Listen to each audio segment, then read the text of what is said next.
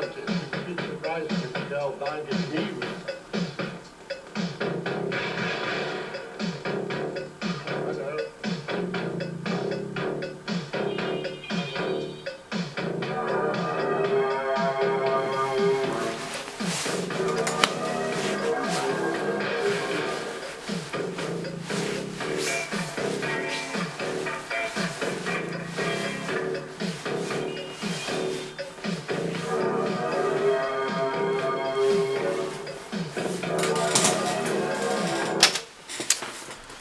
Hello, chess players everywhere.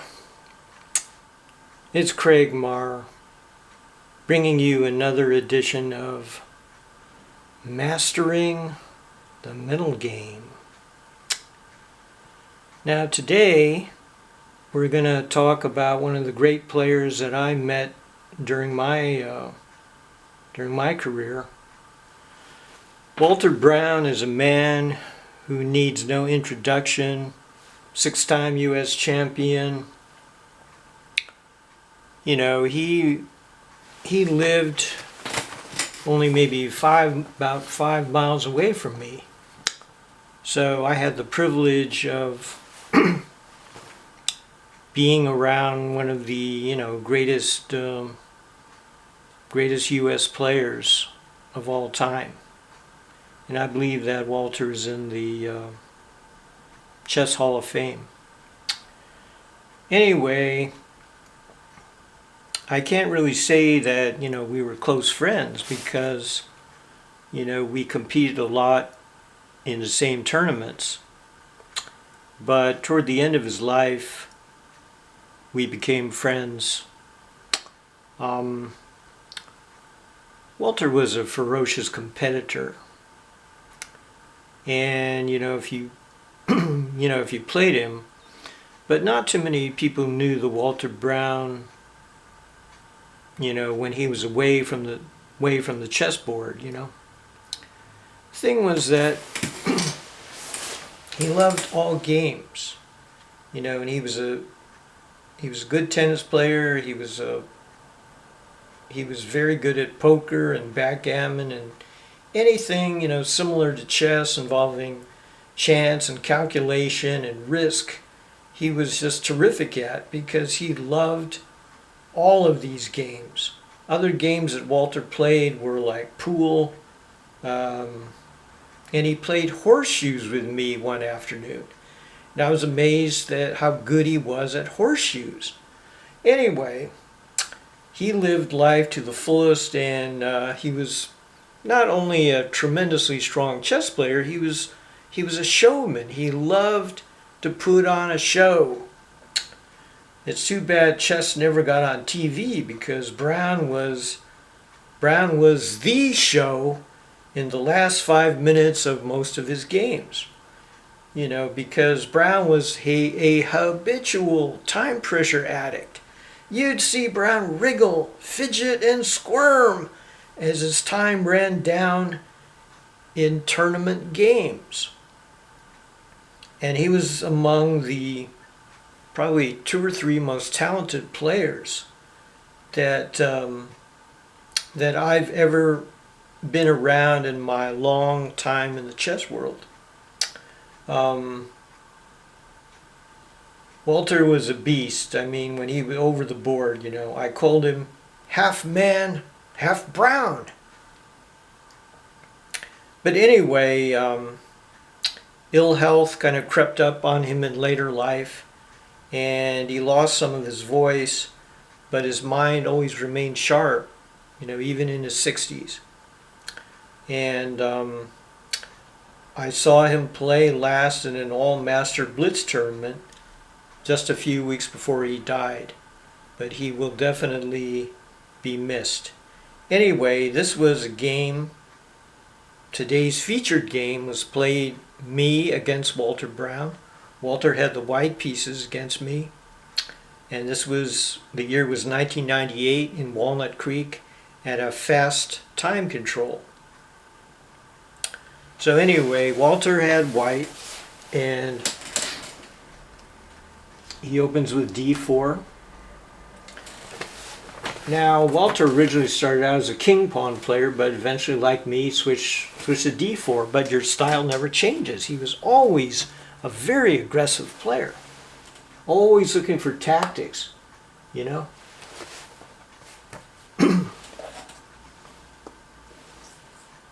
In those days, e6 was my favorite defense, and this leads to all the Indian defenses. Queen's Indian, Nimzo Indian. Play g6, of course, that's going to lead to the King's Indian.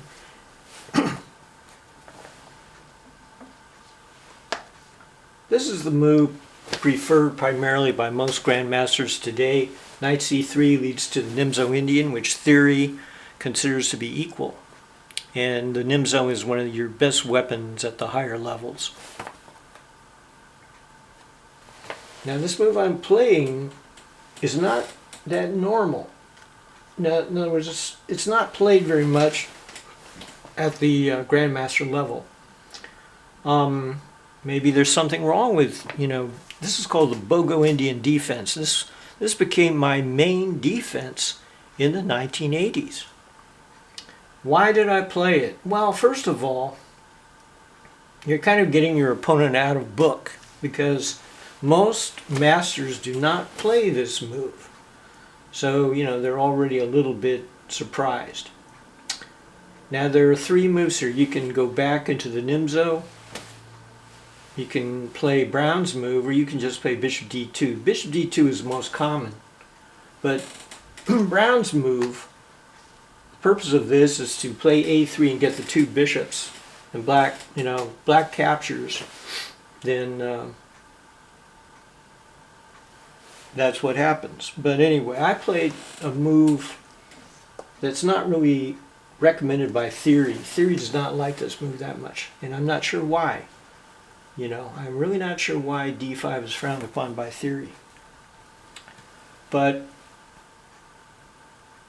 I'm one of those players that I was never too theoretical, I was never too booked up like all the other masters. Yet when you're playing your particular own opening, you've got to know it very well, especially if you're competing with masters. So anyway, this check is interesting. And the reason is because the knight is not particularly well placed on c6. Here, white forces the knight to c6. Because in some positions I want to be able to play c5, but the knight is blocking the c-pawn. So I have to say that I like the check quite a bit. Now he's trying to win the two bishops here, but I don't want to take white's misplaced kind of bad knight, so I play here.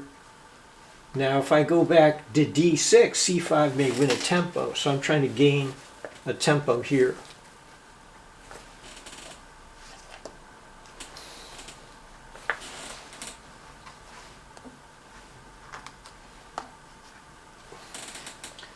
This is good, gaining space.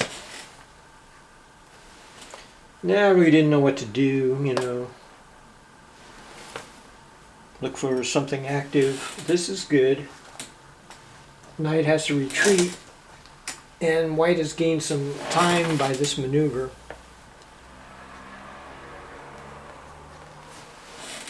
This queen is misplaced, so bring it back into action. Now my best piece, I have to trade it off, unfortunately.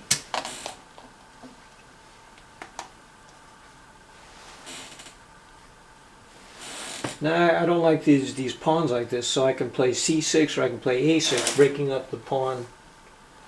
See, whether he has a pawn center or pawns aggressively placed on the queen side, you've got to break them up. Got to break those pawns up. And this is a lower pawn for a higher pawn. This is a higher pawn because it's farther advanced.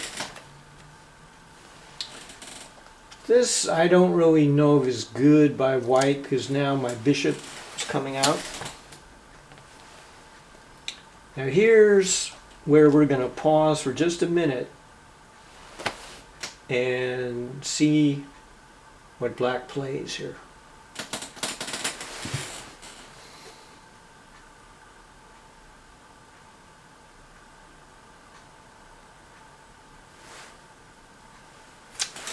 Okay, now a lot of you want to play h6, and that's okay, but I decided to play here. This is double-edged, what I played. But it's kind of risky also. Why did I do it? Why did I do it? Well, the reason I did it is because, I wanted to get a good pawn structure. See how black's pawn structure is superior in some ways, while this is kind of weak. So it is double-edged. Now my king is exposed. But this is something that we're going to learn today, and that is the principle of obfuscation, learning to obfuscate. Make it kind of unclear, murky, and double-edged. See, now white has all his pieces pointed here, so I'm really asking for it, He can try to mate me with, h4, h5, g4, g5. Meanwhile, his queen side's collapsing, so that's why it's a very double-edged position. And this is a way for you to avoid a dull game and unbalance the pawn structure. So this makes for a very exciting game, less likely to lead to a draw. So that's the reason that I did this. But unfortunately, Brown just comes out and attacks me. So now you're wondering, I got a free pawn. Well, if you take that pawn, he's going to have a free hand to try to checkmate me, which I don't want. Because these pawns are going to take a while to really do anything. Meanwhile, the threat is against my king, and the attack comes directly toward my king. So I cannot afford, I don't have time to take that pawn. I have to defend. Now this h5 move which Brown played, I don't know if I really like it that much. I think the better way may be just to attack directly with g4, g5 and get the attack going and leaving the king in the center. Or the king can seek shelter on king e2 maybe, or maybe even king f1, but of course you can't castle queenside in this position. Very dangerous. So h5, I don't know if I like that. Bishop f6. This is good. This is forced. Now this is very interesting what Walter plays. King e2. Woo! King is now in the center, but the king is perfectly safe here, But white has to get his g4, g5 going, and then I'm toasted. But it's not over yet. Knight f8. Now I'm thinking rook over here might be interesting to try to get these pawns going, but then I would play bishop g4, and it's not so easy for white to just kill me. But no question, black is dubious here. There's no question about it. This is a total lemon by... this is a complete lemon by Walter. I mean, he's got a better bishop. Why are you trading your good bishop for my bad bishop? It doesn't make a lot of sense. So I take it, and this also reduces white's attacking chances quite a bit also. Queen d7. Now we're going to head into an endgame, which is actually still about pretty double-edged. I've got these nice pawn mass coming up.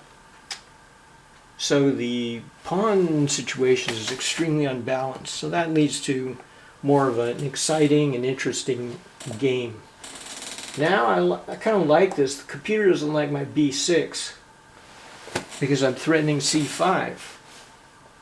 But white must react in a certain way against that. Now this is already maybe a little bit of a lemon. I think rook here is correct, because if I play c5, someone will play bishop c3.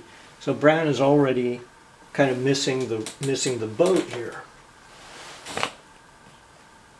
Now, what would you do here? This is a critical position. Black is threatening c5.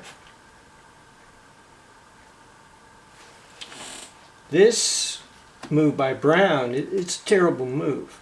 It's a bad move. he has to play here, and on c5 simply retreat the bishop here.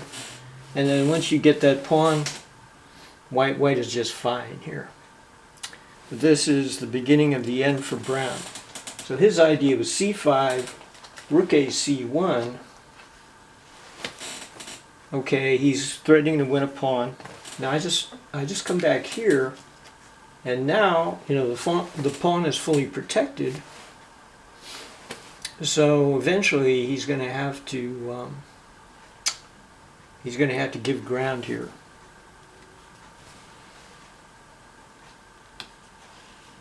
King e2 is okay. And this is very, very strong move by black. I'm out of the pin, and so he's got to give up material now. If he sacks the exchange, this pawn is going to be very strong, so he's already in big trouble here. Because black is now in command with these pawns cascading down. This is lost for white already. He can't deal with these pawns. These pawns are too strong. So, somewhat in desperation, with black in command, see, black can simply double on the file, start trading off rooks, and then these pawns are too much. So he sacrifices, and this is not sound.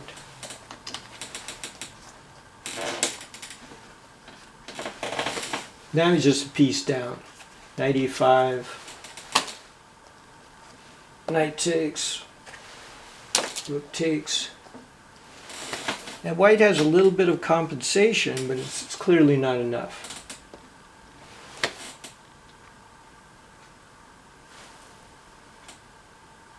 If he takes the pawn, b3 is too strong, so he's got to eliminate my passed pawn. But after king g8, black is really very much in command. And the game continued with g4,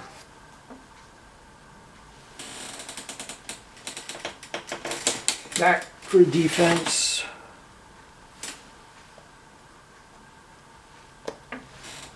Check. Not sure what to do here.